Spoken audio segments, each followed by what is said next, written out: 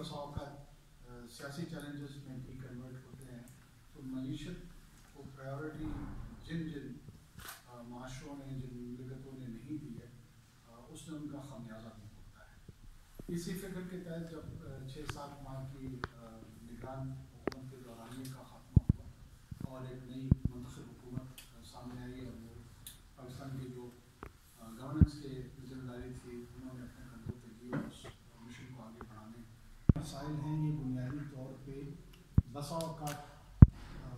فکر کی کمی، بسا اوقات درست نشاندہی مسائل کے نہ ہونے کی، ڈیٹا کے نہ ہونے کی وجہ سے، اعداد و شمار ان کی کمی کی وجہ سے یا ان کے درست نہ ہونے کی وجہ سے وہ مسائل کو حل تو نہیں کرتے بلکہ مسائل مزید پیدا کر دیتے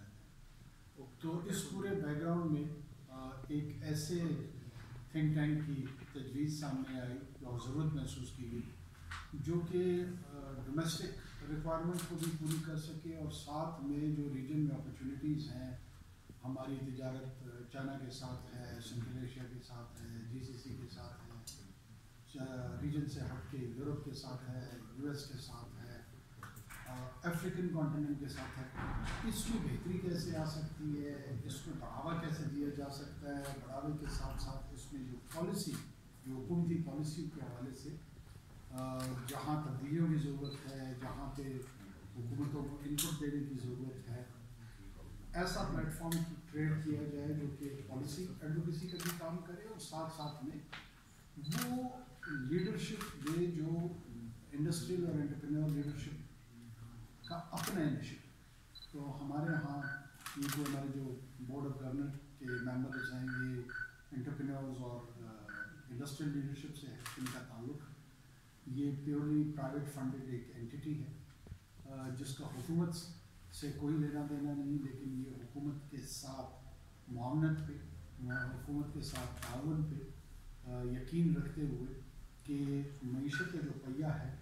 یہ جب تک پرائیویٹ سیکٹر، جب تک بزنس سیکٹر مل جل کے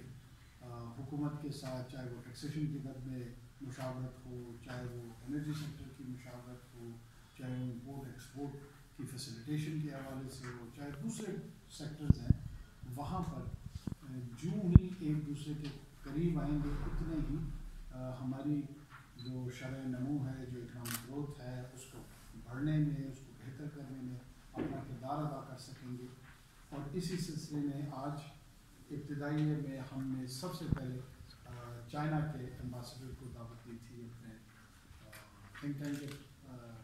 آفس میں، دفتر میں، اور یہاں سے ہمارا ان کے پرائیویٹ سیکٹر کے ساتھ اور وہ کاؤنسل جو ان کے یہاں پرائیویٹ سیکٹر میں انویسٹمنٹ کرتے ہیں اور وہاں پر فیسیلیٹیشن کرتے ہیں، ان کے بیچ میں ذاتی تعاون پہ گفتگو ہوئی اور اس کو انشاءاللہ مزید بڑھا کر ہم اس میں ایون میڈیا، پرائیویٹ میڈیا کو بھی ہم نے انکلوڈ کیا کہ اس کو بھی as a sector, as a industry treat کرنا چاہیے اور اس میں کئی اپرچونیٹیز کریٹ ہو سکتی ہیں۔ چائنا کی 1.5 کی جو لگ بھگ آبادی ہے ان کی اپنی میڈیا کی ریکوائرمنٹ ہے جو کہ شاید ہمارے یہاں پاکستان میں اس کے اوپر بہت کم کام ہوا ہے کہ اس کی کیا ضرورت ہے، اس میں کہاں کہاں مواقع ہیں، ہم کیا کر سکتے ہیں، وہ کیا کر سکتے ہیں۔ اس طرح کی کوئی پارٹنرشپ ابھی تک دیکھنے میں یا مشاہدے میں نہیں آئی۔ تو یہ وہ تمام ایریاز اور اپرچونیٹیز ہیں جس میں ہم سمجھتے ہیں کہ معاشی تعاون کے لیے ہم اپنا کردار ادا کریں گے۔ بہت بہت شکریہ آپ سب کے آنے کا۔ اگر کوئی سوال ہے تو میں لے لیتا ہوں۔ ایران کے ساتھ تو جو تجارت ہے اس کا فریم ورک موجود ہے، مسئلہ ہمیں افغانستان کے ساتھ ہے، افغانستان کے ساتھ، اور یہ صرف ہمارا مسئلہ نہیں ہے۔ اگر آپ اس کو تھوڑا سا براڈ کر کے دیکھیں گے تو خطے میں سینٹرل ایشیا کے جتنے ممالک ہیں وہ بھی یہ چاہتے ہیں کہ باضابطہ فریم ورک کے تحت ان کی افغانستان کے ساتھ تجارت ہو جس سے ان کو ساؤتھ ایشیا میں ایکسیس ہو اور ہمیں ان کی مارکیٹ میں ایکسیس۔ تو جو پیوٹ ہے ہم دونوں کے بیچ میں وہ افغانستان ہے۔ محض پاکستان کے ساتھ تجارتی تعلقات میں جو ان کے بدقسمتی سے جو ذہنی حالات ہیں محض رکاوٹ نہیں ہے، بلکہ وہ پورا سینٹرل ایشیا جو ہے وہ بھی بلاک ہے۔ اب وہاں پہ ان کے ازبکستان وہاں سے ٹرانزٹ ٹرین اسٹارٹ کرنا چاہ رہا ہے اور وہ یہاں تک ظاہر ہے صرف پاکستان کی مارکیٹ تک تو نہیں آنا چاہ رہے، بیانڈ جانا چاہ رہے ہیں۔ لیکن رکاوٹ تو اس میں جو حالات ہیں وہ افغانستان کی، وہ اس میں پاکستان کی کنٹرول سے باہر ہے. ہم یہ فوکس اور اس امید کے ساتھ کہ افغانستان کی جو کرنٹ وہ ہے رجیم ہے، جو حکومت ہے ان کے ہاں بھی تجارت میں دلچسپی کے کئی مواقع پر ہمیں اس کا ڈیمونسٹریشن آئی ہے، ہمارے مشاہدے میں آیا ہے. اور مجھے پورا یقین ہے کہ جتنا لوگ سمجھیں گے شاید ہمارے بہت زیادہ حالات خراب ہو گئے. تجارت ایک ایسی چیز ہے جو افغان سائڈ جو ہے ان کے بھی مفاد میں ہے، ہمارے بھی مفاد میں ہے. مجھے لگتا نہیں ہے کہ بہت زیادہ وقت لگے گا اس کو نارملائز ہونے میں، درست ہونے میں. صرف اور صرف یہ ہے کہ آپ اس کو اسمگلنگ کو تجارت کا نعمت بدل نہیں سمجھ سکتے. تجارت جو ہے وہ ایک لیگل فریم ورک کے تحت. تو اگر کسی کا یہ خیال ہے کہ جی آپ اسمگلنگ کی اجازت کیوں نہیں دے رہے ہیں اور اس سے جو ہے نا تجارت ڈسکریج ہو رہی ہے، تو میرے خیال میں وہ درست تجزیہ نہیں ہوگا. باقی ہندوستان کے ساتھ ہمارا تجارت کا جو مسئلہ ہے، ہم چاہتے ہیں، ظاہر ہے تمام لوگ چاہتے ہیں کہ پورے خطے میں تجارت ہو، لیکن اب زبردستی تو تجارت کرنے سے رہے نا کسی سے. جتنے لوگ اس کی ایڈوکیسی کرتے ہیں کہ ہندوستان کے ساتھ یا یورپینس بھی اگر ہمیں یہ کہتے ہیں کہ جی آپ کے کسی کے ساتھ اچھے تعلقات ہیں کہ نہ،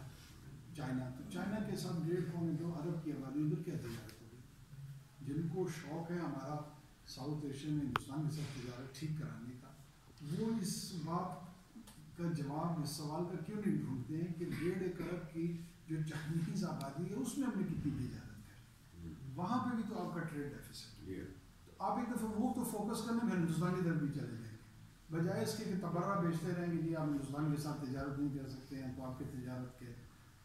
جو حجم ہے اس کا وجود ہی نہیں ہے. پہلے آپ یہ تو کر لیں،